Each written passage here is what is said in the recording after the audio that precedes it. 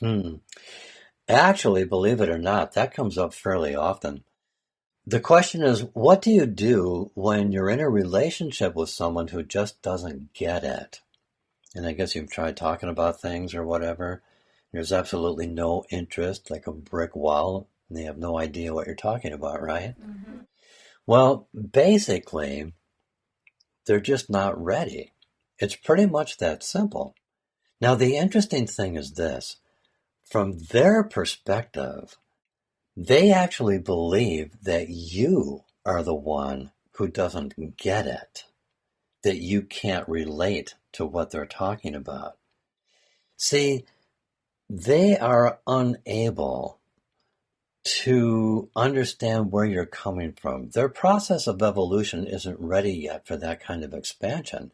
And it seems so simple to you, but it's kind of like assuming that a 5-year-old kid, just because they can walk and talk, that they're ready to understand what it's like to be a 17-year-old post-puberty. They haven't lived enough life yet. They need more time to develop. So that person that you're in the relationship with is in their own little box of what they know life to be. So yes, it's a smaller box of awareness, but they can't relate to you because they can't relate to anything that's outside of their box. Nobody can, including you. It's just that your box of awareness is bigger. It holds broader perspectives and deeper understandings about life. Yet to you, it's so simple. So you're saying, why can't they see this? But their reality is that you're the one who doesn't get it. They think that you don't see their position. You're the one who wasn't understanding them, even though you really do. And it's because you're disagreeing with their position. You see their position as a limitation, a self-imposed limited belief that's easy for you to identify, but the things that you're saying don't make any sense to them. And they'll say to you, no, you don't get it. And they'll argue with you. They'll try to get you to see their truth because they don't know that their truth is a limited one. You see it and you wish that they could, but they don't. You know, there's a video class on the Diamond Crystal Music website that you might want to check out. It's called Mind Games. And there's a section in there that talks about something that's very similar to this. Actually, I think it comes up in the psychology of healing class too. This is a little bit more common than what some people might think. Somebody asked me one time, why do you talk so much about consciousness? Your classes are good, but you talk about consciousness so much it starts to get old. And, maybe it would be better if you would just stick to telling people what it is that they want to know. In other words, whatever the topic is called that they came to hear about.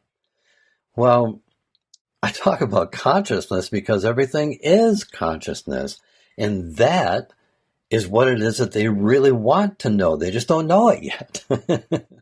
You see, self-awareness is the big key to expansion. So first, you have to discover that you exist in a box of your own limitations. Everybody does. But until you awaken to that, you don't even know there is a box. Now, if you're awakened, like a lot of us in this room are right now, to the knowingness that there is a box of awareness, we start getting interested in continuing to expand it because we want to grow. But if you haven't crossed that threshold yet, you don't even know that there is a box that you're existing in. So that person that you're in the relationship with will not understand what you're talking about.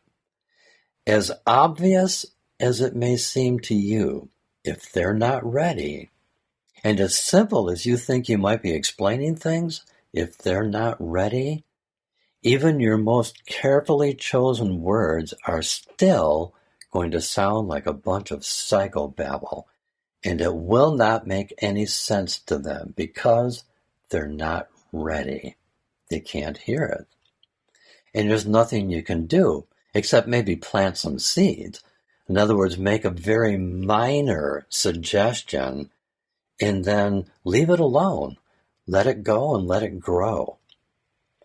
Because everyone has to grow at their own pace.